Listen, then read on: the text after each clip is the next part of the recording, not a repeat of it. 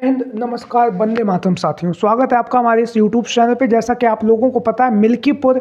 विधानसभा उपचुनाव का जो चुनाव प्रचार है वो खत्म हो चुका है और जो कल जो है मिल्कीपुर में जो है मतदान किया जाएगा। और आज जो है अखिलेश यादव लोकसभा में पहुंचे, लेकिन उससे पहले अखिलेश यादव जी के द्वारा कल जो 3 फरवरी थी, तो 3 फरवरी को अखिलेश यादव जी ने मिल्कीपुर में एक विशाल चुनावी जनसभा को संबोधित किया, जिस चुनावी जनसभा में अखिलेश यादव जी के द्वारा विभिन्न मुद्दों पर भारतीय जनता पार्टी को घेरा गया। बेरोजगारी, महंगाई, भ्रष्टाचार जैसे जो मुद्दे हैं, उन मुद्दों पर भाजपा को घेरने का प्रयास जो है अखिलेश यादव जी के द्वारा किया गया। वहीं पर महाकुंभ में की जो घटना हुई है, उस घटना को लेकर अखिलेश यादव जो हैं लगातार सरकार पर और सरकार की नीतियों पर हमलावर हैं। वहीं पर लगातार विभिन्न मुद्दों पर अखिलेश यादव जो है भारतीय जनता पार्टी की सरकार पर हमला बोल रहे हैं। और वहीं पर अखिलेश यादव जी के द्वारा जिस तरह से योगी आदित्यनाथ जी के द्वारा महाकुंभ का आयोजन शुरू होने से पूर्व जो बातें कही गई, जहां पर उन्होंने कहा था कि इस महाकुंभ में अनुमानित जो लोग हैं 40 से 50 करोड़ लोग इस महाकुंभ में आएंगे, लेकिन हमारी जो तैयारियां हैं वो 100 करोड़ की हैं। 100 करोड़ लोगों को की व्यवस्थाएं हैं और 100 करोड़ लोगों की व्यवस्थाएं होने के साथ साथ जो है यहाँ पर हमारी तैयारियां चुस्त और दुरुस्त हैं। लेकिन वहीं पर हम आपको बताते चले, महाकुंभ में जिस तरह से जो घटनाएं घटित हुई या घटनाएं घटित हो रही हैं, उससे कहीं ना कहीं शासन और प्रशासन है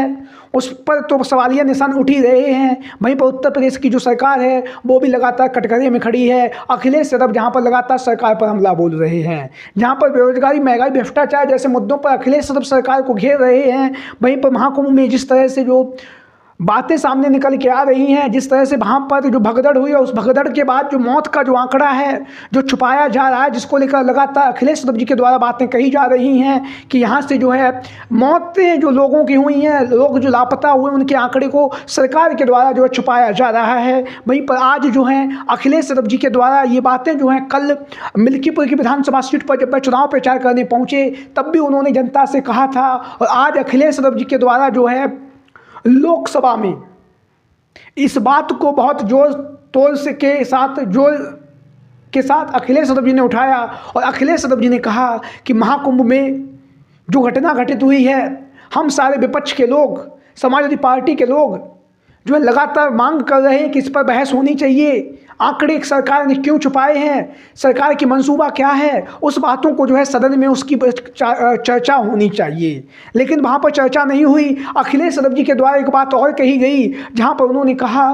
कि मैं चाहता हूँ मेरा जो समय है उस समय से 2 मिनट ले लिए जाएं और जो यहाँ पर सभी लोग इकट्ठा हुए हैं और जो महाकुंभ में जो घटना हुई है, महाकुंभ में जो लोग खत्म हो गए हैं, जो लोग इस दुनिया को छोड़ के चले गए हैं, उनकी आत्मा को शांति के लिए जो है 2 मिनट का जो है शांत मौन धारण किया जाए। लेकिन तब भी जो है भारतीय जनता पार्टी ने और वर्तमान समय में जो लोकसभा के जो स्पीकर महोदय हैं ओम बिरला जी के द्वारा इस बात की जो परमिशन है, इस बात की जो आज्ञा है वो नहीं दी गई, जो कहीं ना कहीं लगातार जो है सरकार की नीतियों पर लगातार प्रश्न चिन्ह उठा रही है। वहीं पर अखिलेश यादव जी के द्वारा एक बात और भी कही गई, जहां पर अखिलेश यादव जी ने कहा 100 करोड़ वाली बात अगर गलत है तो मैं लोकसभा से इस्तीफा दे दूंगा। तो अखिलेश यादव जी के द्वारा सरकार से जो है प्रश्न रखा गया कि अगर जो मैंने बातें कही हैं या मैंने जो बातें बताई हैं, अगर उनमें से कुछ भी झूठ है तो उसे सरकार और सरकार के जो आला कमान है वो इस बात को परिभाषित करें, सही क्या है, आंकड़े क्या हैं, क्या वहाँ पर कितने लोगों की मौतें हुई हैं, उसके आंकड़े सार्वजनिक करें। अगर मेरी कही हुई बातों में अगर